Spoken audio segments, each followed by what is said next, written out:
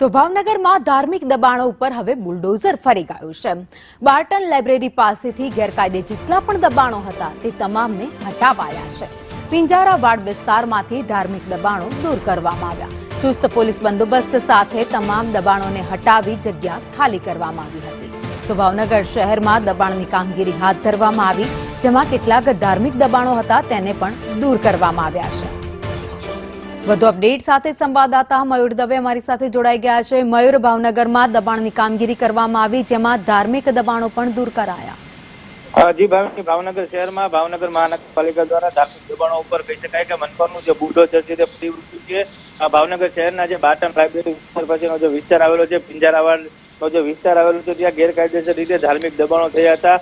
એની સ્થાનિકો દ્વારા નવા રજૂઆતો કરવામાં આવી હતી। રજૂઆતોને પગલે મનપાની જે દબાણ હટાવ ટીમ છે આજે પોલીસ બંદોબસ્ત સાથે રસ્તામાં જે અડચણરૂપ થયેલી ધાર્મિક દબાણ છે તેની ઉપર મનપાએ પોતાનું બુલડોઝર ફેરવ્યું હતું, જેમાં ચુસ્ત પોલીસ બંદોબસ્ત સાથે આ ધાર્મિક દબાણોને હટાવવામાં આવ્યા હતા। અને કહી શકાય કે ચુસ્ત પોલીસ બંદોબસ્ત સાથે લોકોના ટોળા છે તે ધાર્મિક દબાણો હટાવતા હતા ત્યારે એકઠા પણ થયા હતા। આભાર માહિતી માટે।